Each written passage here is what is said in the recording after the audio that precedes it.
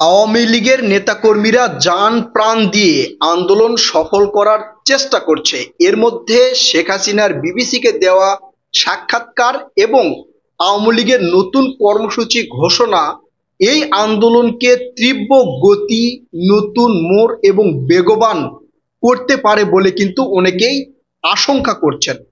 আপনারা ইতিমধ্যে জানেন, আওয়ামী লীগের ভেরিফাইড ফেসবুক পেজে নতুন কর্মসূচি ঘোষণা করা হয়েছে এবং আওয়ামী লীগের প্রধানমন্ত্রী শেখ হাসিনা বিবিসিকে একটা সাক্ষাৎকার দিয়েছেন। বাংলাদেশের গণমাধ্যম শেখ হাসিনার বক্তব্য প্রকাশ করতে পারবে না এমন একটা নির্দেশ কিন্তু অন্তর্বর্তীকালীন সরকারের পক্ষ থেকে দেওয়া হয়েছে। সেই কারণে শেখ হাসিনা সাক্ষাৎকারে কি কি বলেছেন সেইটা আমরা সম্পূর্ণভাবে জানতে পারবো না যতক্ষণ পর্যন্ত বিবিসির নিউজটা পুরোপুরি আমরা দেখব।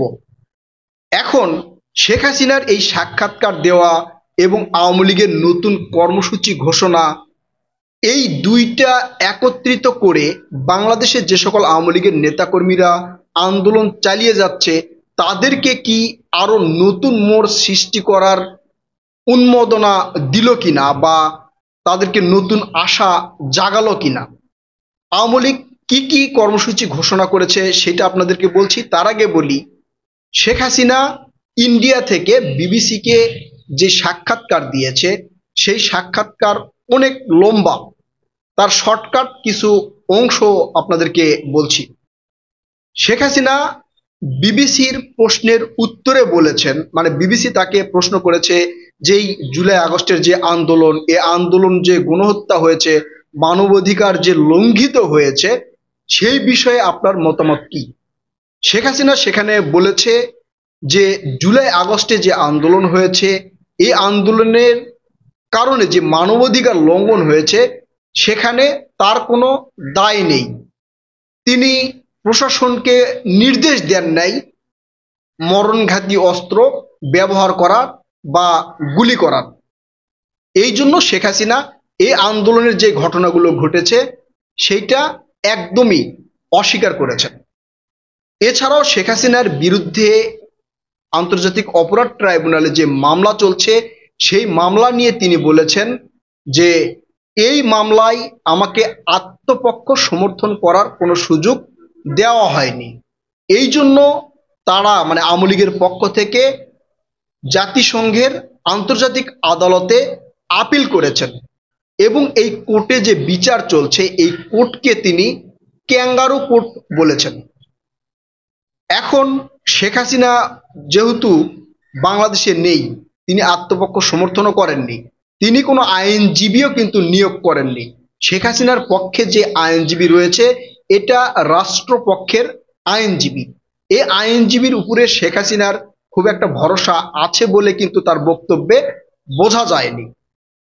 তার মানে শেখ হাসিনা এই যে যত ঘটনা ঘটেছে এটা একদমই অস্বীকার করেছে যে এখানে তার কোনো দায় নেই। তবে তিনি স্বীকার করেছে যে গণ অভ্যুত্থানে বা এই জুলাই আগস্টে যে আন্দোলন হয়েছে এইটা একটা অপ্রীতিকর ঘটনা ঘটেছে। বিবিসি তাকে আরো বলেছেন যে আপনি বাংলাদেশে গিয়ে আত্মপক্ষ সমর্থন করে আইনকে চ্যালেঞ্জ করবেন কিনা। শেখ হাসিনা সেখানেও অস্বীকৃতি জানিয়েছেন। তিনি বাংলাদেশে এসে আইনিভাবে যে লড়বেন এটা তিনি লড়বেন না বলে কিন্তু অস্বীকৃতি জানিয়েছেন। এছাড়াও তিনি নেতাকর্মীর উদ্দেশ্যে অনেক কিছু বলেছেন, আপনারা অডিওতে দেখেছেন। এখন এই আওয়ামী লীগের ভেরিফাইড পেজে আওয়ামী লীগের কিছু কর্মসূচি ঘোষণা করা হয়েছে। আপনারা জানেন 13 তারিখে আওয়ামী লীগের নেতাকর্মীরা তাদের লকডাউন সফল করার আপ্রাণ চেষ্টা চালিয়েছেন। বিভিন্ন জায়গায় ককটেল ফুটিয়েছেন, বিভিন্ন বাসে আগুন ধরানোর চেষ্টা করেছেন, অনেকগুলো বাসেও কিন্তু আগুন ধরিয়েছে। এছাড়াও ঢাকা সহ বাংলাদেশের বিভিন্ন জায়গায় ককটেল ফুটানোর ঘটনা কিন্তু আমরা দেখেছি। সবচেয়ে বড় যে সফলতা তারা দেখাতে পেরেছে সেটা পদ্মা সেতুর দক্ষিণ অংশে এই যে ভাঙ্গা এই এলাকায় তারা মোটামুটি একটা অবরোধ সৃষ্টি করেছিল। পদ্মা সেতুতে মোটামুটি 2 থেকে 2.5 ঘন্টা গাড়ি চলাচল বন্ধ ছিল, এক্সপ্রেস ওয়েও কিন্তু বন্ধ ছিল। এছাড়াও মাদারীপুরের অনেক জায়গায় রাস্তা তারা ব্লক করতে সফল হয়েছিল।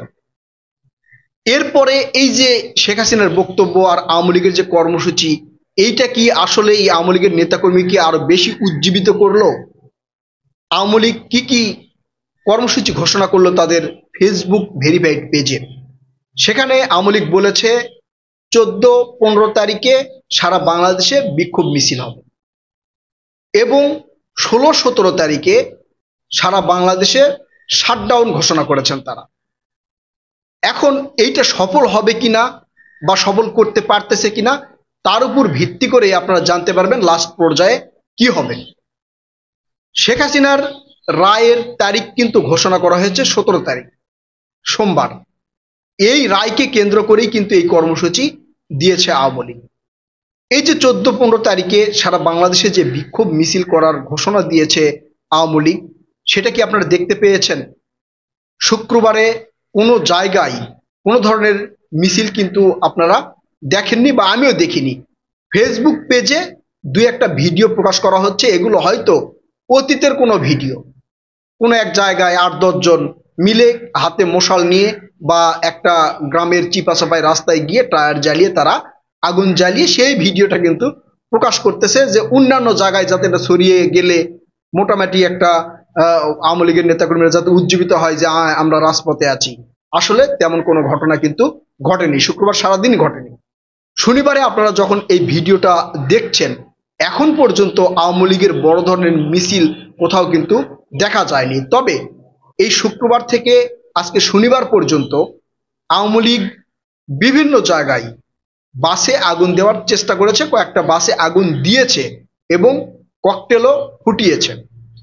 এটা যে বিক্ষোভ মিছিল বা জনগণের মনে বড় ধরনের যে একটা আতঙ্ক সৃষ্টি করা, সেটা কিন্তু তারা করতে পারেনি, অথবা রাস্তায় নামে যে গাড়ি ঘোড়া ব্লক করে রাস্তা অবরোধ করা কিন্তু তারা করতে পারেন। এখন শুক্রবার এবং শনিবারের এখন পর্যন্ত যে ঘটনা, এটা যদি বিশ্লেষণ করেন তাহলে রবিবার সোমবার যেই শাটডাউনের ঘোষণা দিয়েছে, এইটা তারা কোনোভাবেই বাস্তবায়ন করতে পারবে না।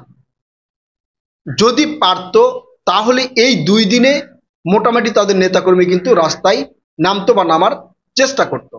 এটা না পারার কিছু কারণ আছে, কারণ 13 তারিখে আওয়ামী লীগ যেভাবে মাঠে নেমেছিল তাদের ভিতর থেকে অনেকেই গ্রেপ্তার করা হয়েছে। যাদের গ্রেপ্তার করা হয়েছে তার সংখ্যা কিন্তু এখন পর্যন্ত জানা যায়নি। আমরা পত্রপত্রিকায় দেখছি কোনো জায়গায় 13 জন, কোনো জায়গায় 10 জন, কোনো জায়গায় 175 জন এইভাবে গ্রেপ্তার করা হয়েছে।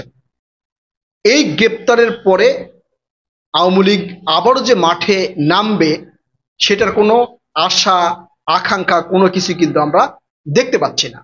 মানে এই শুক্রবার শনিবার যেই বিক্ষোভ মিছিল প্রতিরোধ মিছিল যেটা ঘোষণা দিয়েছে ফেসবুক পেজে আওয়ামী লীগ, সেটা কিন্তু আমরা দেখছি না। এই জন্য আমরা নির্দ্বিধায় বলতে পারি যে আগামী যে 2 দিন এটা শুধু আওয়ামী লীগের বকবক ছাড়া আর কিছুই না।